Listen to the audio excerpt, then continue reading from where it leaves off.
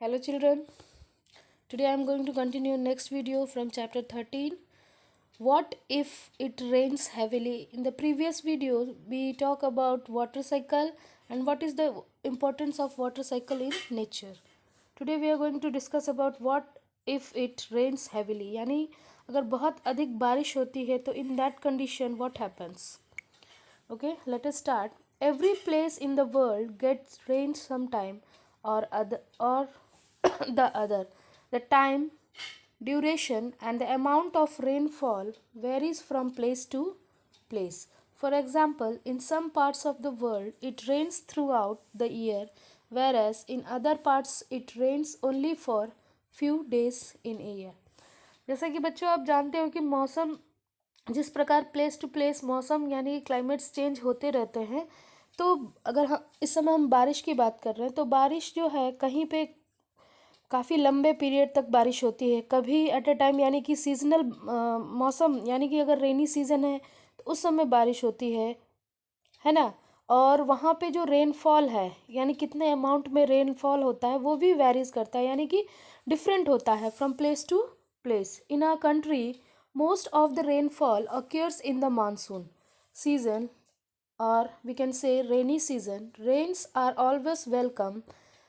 Rains give us many advantages. For example, यानी कि बारिश के कारण हमें बहुत सारे लाभ होते हैं. Rain bring relief by cooling the environment after hot summer. यानी कि गर्मी के ठीक मौसम के बाद ठीक बारिश का मौसम होता है जो कि गर्मी से हमें निजात दिलाती है, यानी गर्मी से हमें रिलीफ दिलाती है. And it makes the earth cool also. The sowing of many crops depend on the arrival of rain during monsoon. और किसानों के लिए ये बहुत ही किसान जो होते हैं इसका बहुत ही बेसब्री से इंतज़ार करते हैं इस मौसम का, because they have to grow crops. और ये बिल्कुल सही समय होता है क्रॉप्स फसलों को उगाने का, फसलों को बोने का. Rain provide water in the river and dams of hydroelectric power plants. यानी कि बारिश के कारण नदियों में बांधों में पानी हो जाता है जिससे हम जिसका इस्तेमाल हाइड्रो इलेक्ट्रिक पावर प्लांट्स में इलेक्ट्रिसिटी प्रोड्यूस करने के लिए किया जाता है. Rain fills the lake and ponds which acts as a source of water.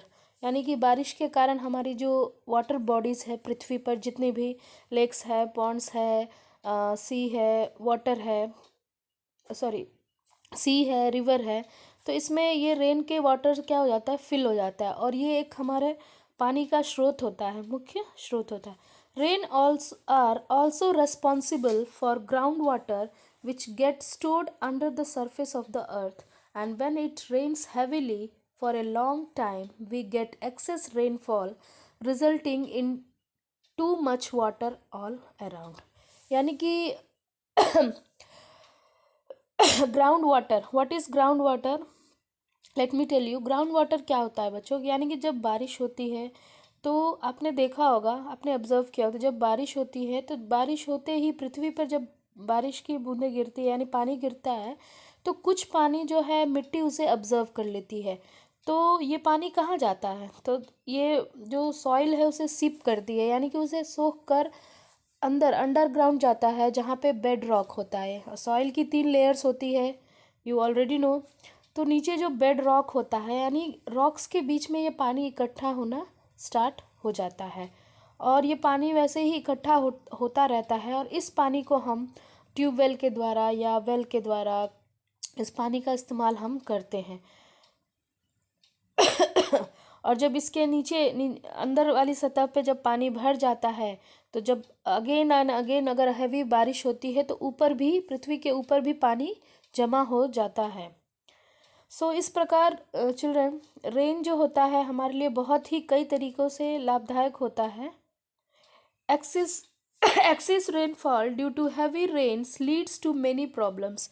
यानी पानी का बहुत अधिक हो जाना, यानी कि अगर बहुत अधिक मात्रा में बारिश होती है तो कहीं ना कहीं ये बहुत सारी प्रॉब्लम्स को बुलावा देती है. Some of the problems caused by heavy rains are given below. यानी कि किसी भी चीज़ की अति होना, एक कहावत है हिंदी में, अति का भला न बोलना, अति की भली न चुप. तो बिल्कुल वैसे ही कोई भी अगर कुछ भी बहुत अधिक हो जाता है तो कहीं ना कहीं वो हमारे लिए नुकसानदेह ही होता है। तो चलिए हम देखते हैं कि अगर बहुत अधिक बारिश होती है तो इसके कारण कौन कौन सी प्रॉब्लम हो सकती है। Heavy rain in city areas lead to water logged roads and street, यानी कि काफ़ी अधिक बारिश हो जाती है तो बड़े बड़े शहरों में जहाँ पे पानी निकलने का साधन नहीं होता है वहाँ रोड पे काफ़ी पानी लग जाता है, स्ट्रीट्स में पानी लग जाता है, लोगों को पानी के अंदर से जाना आना पड़ता है। जैसा कि आप न्यूज़ में देखते होंगे मुंबई जैसे शहर में भी बहुत काफ़ी अगर हैवी बारिश होती है तो बिल्कुल बाढ़ जैसी स्थिति आ जाती है। This disturbs the traffic on roads and causes inconvenience to people, यानी कि इसके कारण लोगों को बहुत ही यातायात के साधन में काफ़ी रुकावटें हो जाती हैं। The next, heavy rains heavy rains और एक्सेस रेन में कॉज फ्लड, यानी बहुत अधिक अगर बारिश होती है तो इसके कारण बाढ़ भी आ जाती है, यानी बाढ़ भी आ सकती है। This happens heavy rains lead to much rise in the level of water in river, यानी कि अधिक बारिश होने के कारण नदियों में पानी का जो लेवल है, पानी का जो स्तर है वो काफ़ी बढ़ जाता है। And the river water starts overflowing from its bank, और वो अपने किनारों से काफ़ी ओवरफ्लोइंग होना स्टार्ट हो जाते हैं and spread over the large area of land causing flood. तो इस प्रकार नदियों में जब पानी बिल्कुल उनके किनारों से ऊपर आने लगता है यानी फिल हो जाता है, इन दैट केस पानी जो है फील्ड पे आने लगता है, यानी कि जो सरफेस है उस पे आने लगता है, तो द फ्लड वाटर में submerge cities, village, crops, fields and forest causing damage to property. इस प्रकार जो बाढ़ है वो कहीं ना कहीं शहरों में, गाँव में सारी फसलों को, जंगलों में पानी, पूरा पानी पानी हो जाता है और इसके कारण हमारी जो प्रॉपर्टीज़ हैं उसको काफ़ी नुकसान पहुंचता है।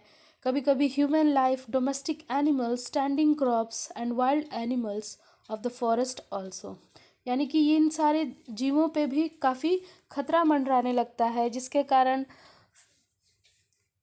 मनुष्य तो मनुष्य, उसके साथ साथ जानवर भी काफ़ी परेशानी में पड़ जाते हैं। कभी कभी तो कंडीशन इतनी ख़राब हो जाती है कि बहुत सारे लोग डेथ कर जाते हैं। आपने न्यूज़ में सुना ही होगा, कहीं ना कहीं हमेशा बाढ़ रहती है, कितने लोगों के घर बह जाते हैं। The animals living in water are carried away by the fast flowing flood water, और जो एनिमल्स, जो एक्वाटिक एनिमल्स होते हैं, जो पानी में रहने वाले जानवर होते हैं, जब पानी काफ़ी तेज़ी से फ्लो करता है तो उसके साथ वो जानवर भी बह के बाहर चले आते हैं। This water animals often get trapped on land areas and when the flood water recedes they die, यानी कि पानी जब तक तो रहता है तब तक तो वो जीते रहते हैं, जब वो लैंड पे पानी आ जाता है, लेकिन आफ्टर समटाइम्स क्या होता है, जब वो बाढ़ का पानी चला जाता है तो वो मर जाते हैं। Heavy rain also kill the animals living in the soil because such animals do not get air to breathe, यानी कि मिट्टी में रहने वाले जानवर भी काफ़ी ज़्यादा पानी के कारण क्या हो जाते हैं, वो मर जाते हैं, because they can not breathe, यानी पानी इतना भर जाता है तो वो सांस नहीं ले पाते हैं। When all the soil gets covered with flood water,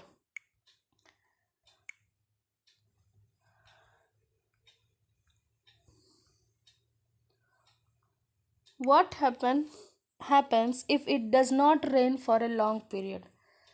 Next topic is what happens if it does not rain for a long period, यानी कि अभी तो बच्चों हमने ऊपर डिस्कस किया कि अगर बहुत अधिक वर्षा होती है तो इन दैट केस क्या होता है, क्या क्या प्रॉब्लम्स होते हैं, और अभी हम बात करने वाले हैं what happens if it does not rain for a long period, यानी कि काफ़ी लंबे समय तक अगर पृथ्वी पे बारिश ना हो, इन दैट केस क्या होता है। Sometimes it so happens that it does not rain in a region for a year or more, यानी कभी कभी ऐसा होता है कि कुछ क्षेत्र में काफ़ी लंबे समय तक बारिश नहीं होती, या तो सालों तक या फिर उससे भी ज़्यादा कई सालों तक वर्षा नहीं होती है।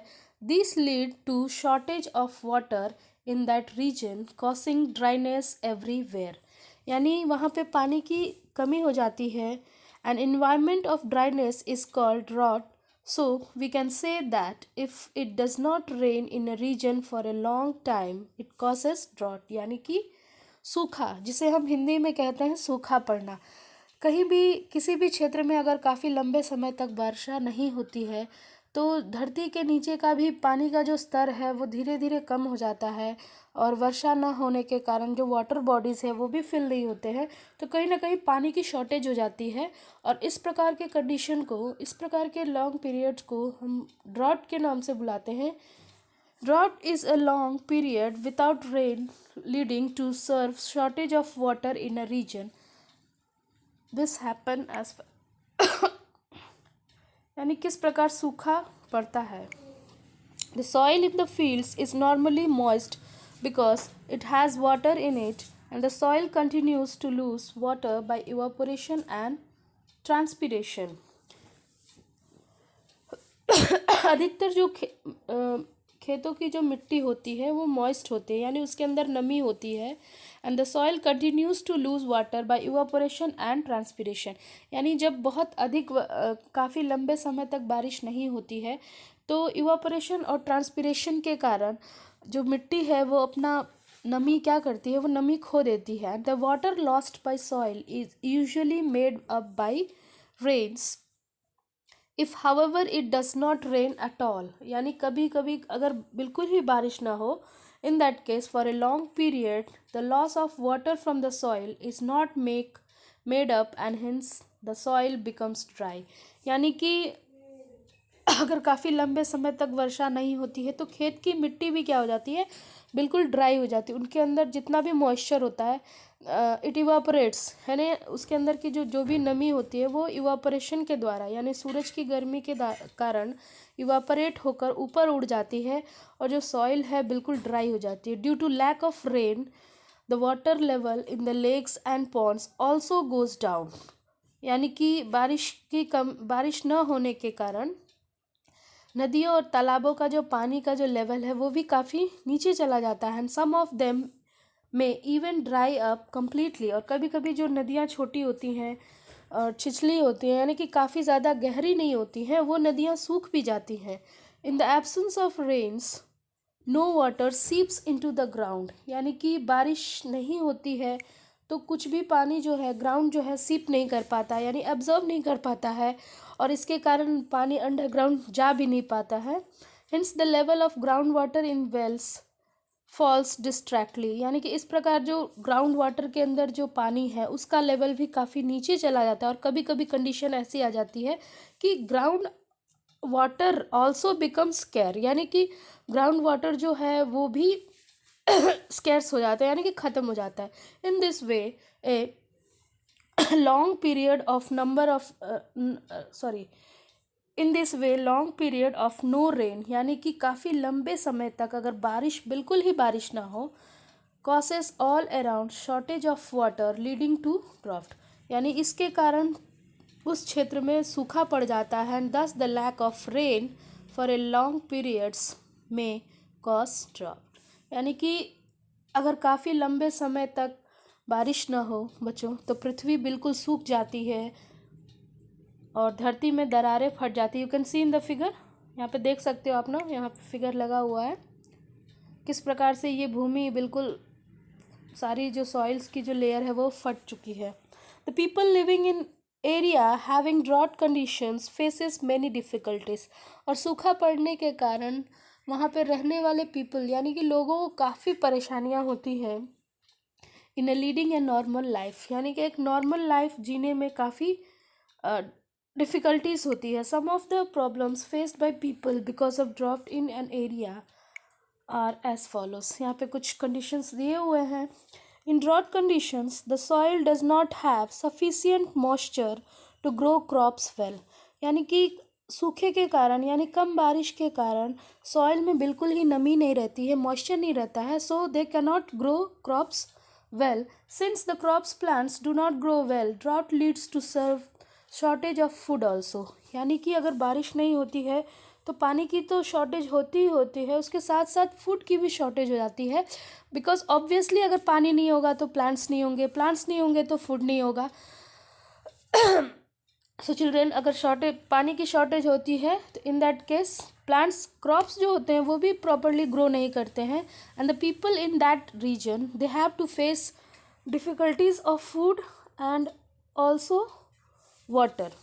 In drought, next point, in drought condition, the vegetation such as grass and other fodders does not grow well and leads to shortage of fodder for the domestic animals.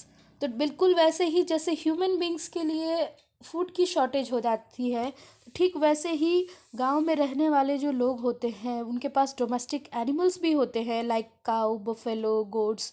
तो ऑब्वियसली बच्चों क्या होगा कि जब प्लांट्स नहीं grow करेंगे यानी घास नहीं होगा तो जानवर खाएंगे क्या, और जानवर नहीं खाएंगे तो दूध भी नहीं दे पाएंगे, और इससे बहुत सारी डिफ़िकल्टीज़ कहीं ना कहीं देखा जाए तो सभी को बहुत सारी डिफ़िकल्टीज़ होती है, इवन ह्यूमन बीइंग्स और एनिमल्स, या फिर डोमेस्टिक एनिमल ही क्यों ले लेते हैं, जो आसपास जो जानवर रहने वाले हैं जैसे बर्ड्स है और भी बहुत सारे जानवर हैं, डियर है। कुछ क्षेत्रों में ऐसे जानवर पाए जाते हैं जो ऐसे ही खेतों में घूमते रहते, तो उनको भी भोजन नहीं मिलेगा। Due to shortage of food and fodder many people living in drought affected areas even migrate to other place. तो इस प्रकार क्या होता है कि अगर काफ़ी लंबे समय तक सूखा पड़ जाते हैं तो लोग क्या करते हैं, मिग्रेट करते हैं, यानी one place to another place. Migration के बारे में बच्चों मैंने आपको प्रीवियस वीडियोस में बताया था कि व्हाट इज़ मिग्रेशन, यानी मिग्रेशन क्या होता है। मिग्रेशन इज़ क्या प्लेस टू प्लेस जाना, यानी कि एक जगह को छोड़ के दूसरी जगह जाना इन सर्च ऑफ फूड और फॉर अवॉइडिंग वेदर कंडीशंस। जैसे जानवर क्या होते हैं, जानवर या बर्ड्स जो होते हैं वो एक जगह से दूसरे जगह मिग्रेट करते हैं इन सर्च ऑफ फूड और फॉर अवॉइडिंग वेदर कंडीशंस या फिर रिप्रोडक्शन के लिए। तो ठीक वैसे ही अगर मनुष्य क्या होता है कि अगर किसी क्षेत्र में सूखा काफ़ी समय से सूखा पड़ जाता है तो लोग वहाँ से मिग्रेट कर लेते हैं, यानी कि उस जगह को छोड़ के वो अपने डोमेस्टिक एनिमल्स के साथ दूसरे जगह पे शिफ्ट हो जाते हैं। Some people and domestic animals may even die of starvation, यानी और कभी कभी इस इन द केस में जिन लोगों के पास ऐसा सामर्थ्य नहीं होता है तो लोग मर भी जाते हैं, जानवर भी मर जाते हैं। तो बहुत बुरी कंडीशंस होते हैं अगर सूखा पड़ जाए। काफ़ी अगर पानी बहुत ज़्यादा मात्रा में होता है तब भी बहुत प्रॉब्लम्स होते हैं। अगर बिल्कुल ही पानी ना, वर्षा ना हो तो इन दैट केस भी बहुत सारी डिफ़िकल्टीज़ होती है। सो नेचर ने अपना बैलेंस बना के रखा हुआ है, और जब तक हम प्रकृति को छेड़ेंगे नहीं तो नेचर हमें जितना हमें चाहिए उतना ही प्रोवाइड कराएगी। बट आजकल बहुत सारा पोल्यूशंस और क्या कहते हैं कि पेड़ों के काटने की वजह से, डिफॉरेस्टेशन के वजह से लोग पेड़ों को काट काट कर अपना घर बनाते जा रहे हैं, भूमि को बनाते जा रहे हैं। सारी जो खेत थे, पेड़ पौधे थे, जंगल एरिया था, सब कटता जा रहा है। तो कहीं ना कहीं हमारा जो प्रकृति का जो बैलेंस है वो डिसबैलेंस हो गया है, और कहीं ना कहीं इसका इफ़ेक्ट्स जो है नेचुरल डिज़ास्टर जैसे कि बहुत सारी प्राकृतिक आपदाएं भी होती हैं। So children we have to हमें ऐसा करना चाहिए कि हम कहीं ना कहीं प्रकृति को नुकसान न पहुंचाएं।